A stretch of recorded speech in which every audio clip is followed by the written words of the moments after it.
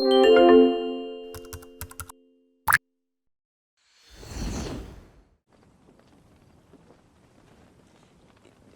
you married? My wife died. Oh, I'm dreadfully sorry. Whether you are a filmmaker working with a well-established studio, an indie filmmaker, or a foreign filmmaker, one of the things that come to mind when talking about film is Hollywood, regardless of where you are in the world. It is the heart of film. You may have heard people refer to the golden age of Hollywood. What is the golden age? The golden age refers to a period in America where the film industry was controlled by major studios who dominated the production of motion pictures, controlling everything from the casting to the distribution. They monopolized the film industry. Their success was heavily dependent on well-known actors. The success of a film was determined by the profit from ticket sales. When did the golden age begin and when did it end?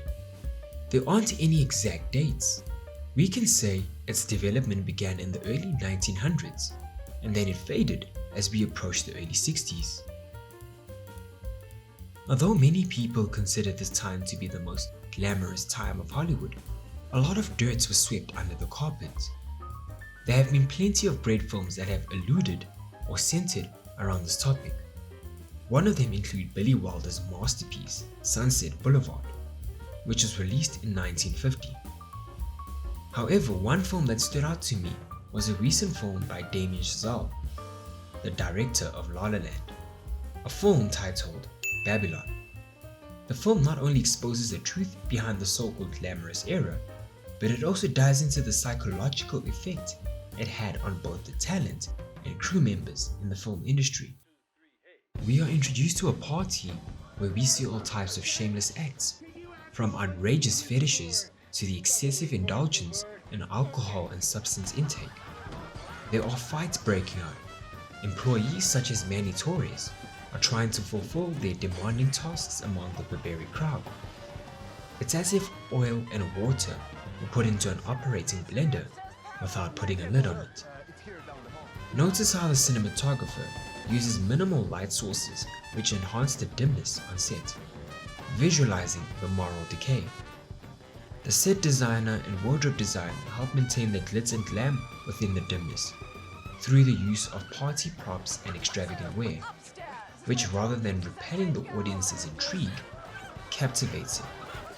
It's a rotten cake with a luscious cream and cherry on top. During these times, everything that was illegal or immoral was easily accessible.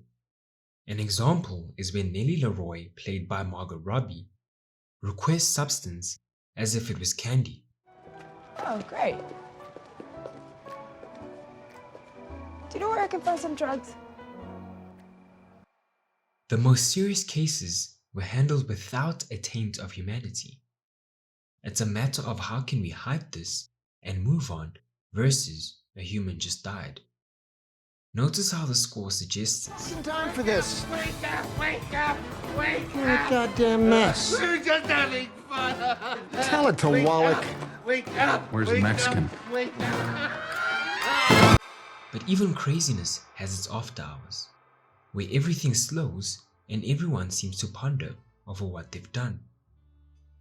These tranquil moments, to some, were a reminder of their emptiness, and to others, a moment of recuperation.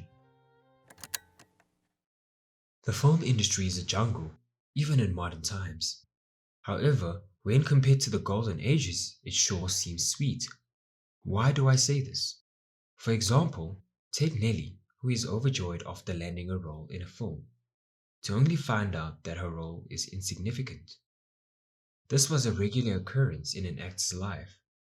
They'd finally land a role with the expectation of it being a pleasant experience, only to be disappointed. Behind the scenes, everything happens at a fast pace. It seems as if there's almost no time for the crew or talent to process their words carefully. Nellie finds out that not only is her role insignificant, but that she was summoned here because the previous actress had died from an overdose.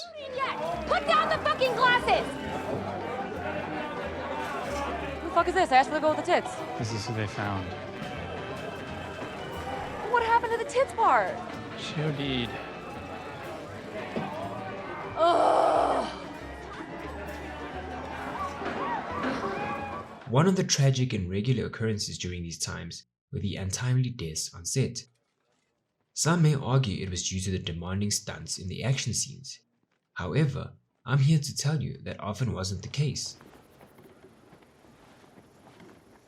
He's dead. He did have a drinking problem. That's true. He probably ran into it himself, huh? It's a disease.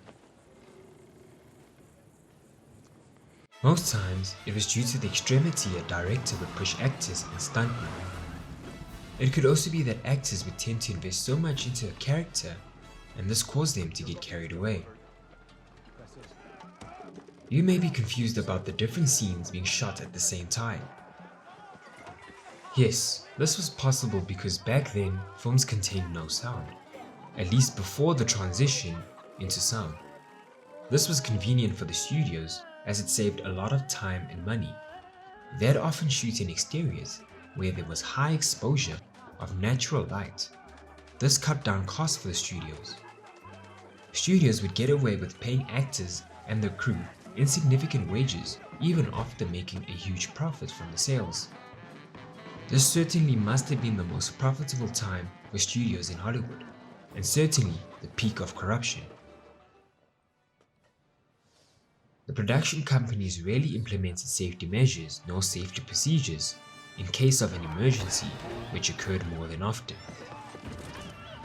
Notice how the director instructs the editor to create an abrupt transition to the next scene. I felt this was a smart and creative decision, as it serves as a visual metaphor. When tragic things would happen in Hollywood, the major studios could not bear to spare a moment to waste, since they felt that their money was on the line. Their monopolistic tendencies were one of the contributing factors to the potential dangers on set, as they would rather neglect safety because they didn't want their pockets only half full. Another technique which caught my interest was the inconvenient transition from the dim interiors to the high exposure in the exterior shots. This gave my eye a burning sensation. At first, I was baffled by this creative choice, but later, I thought it was an effective method to help the audience feel the pain and anxiety these times caused to the people who worked in the entertainment industry. You had two choices. Either you had to adapt or be left behind. Be aware that the adaptation wasn't necessarily always beneficial.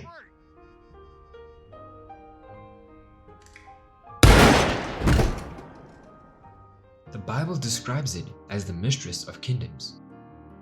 During these times, Babylonians would practice divination and sorcery, practices which in the Christian community are denounced as evil and immoral. And the fact that Damien Chazelle produced a film parallel to an ancient familiar city makes it easier for the audience to comprehend. One of the highlights of this era was the major transition from silent films to films that contain sound. Many films, such as the artist Downton Abbey, A New Era,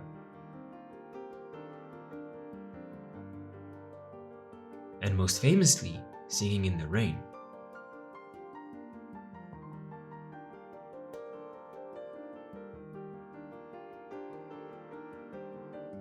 Interestingly, Babylon focuses on the impact the shift had in the film industry, from the parting to the filming. It also shows the severe harm the initial complex production of sound had on the crew members, and how some actors were not able to transition into the next phase. I will be diving in deeper into the impact the transition into sound had in the film industry in the next video. I will be constructing a deep character analysis of each of the main characters, so let me know in the comment section which character you'd like me to begin with, and remember to like, share and subscribe.